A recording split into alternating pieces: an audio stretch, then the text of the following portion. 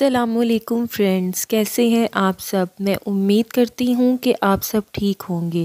اس video میں ہم آپ کو حضور پاک صلی اللہ علیہ وسلم کا ایک بہت ہی خوبصورت واقعہ سنائیں گے۔ اللہ پاک نے فرمایا، ہاں مگر جو کوئی توبہ کر لے، ایمان لے آئے اور نیک عمل کرے تو اللہ ایسے لوگوں کی برائیوں کو نیکی میں تبدیل کر دے گا، اور اللہ بہت بخشنے والا اور بڑا مہربان ہے۔ حدیث ہے جو اللہ کے رسول پاک صلی اللہ علیہ وسلم اللہ تعالیٰ کی طرف نسبت کرتے ہوئے بیان فرماتے ہیں۔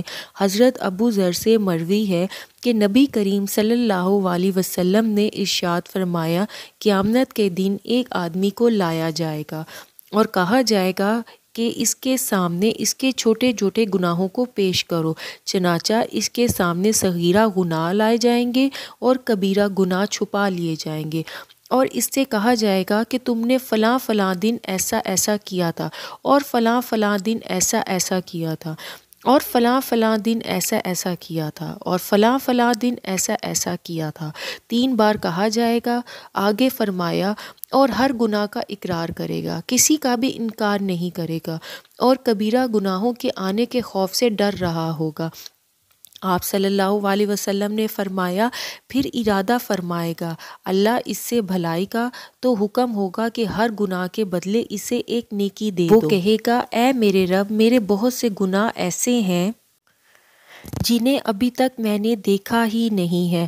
حضرت ابو ذر کہتے ہیں کہ اس بات پر میں نے نبی کریم صلی اللہ علیہ وسلم کو دیکھا کہ وہ اس بات پر کھلکھلا کر ہنس پڑے، یہاں تک کہ آپ صلی اللہ علیہ وسلم کے دانت مبارک نظر آنے لگے۔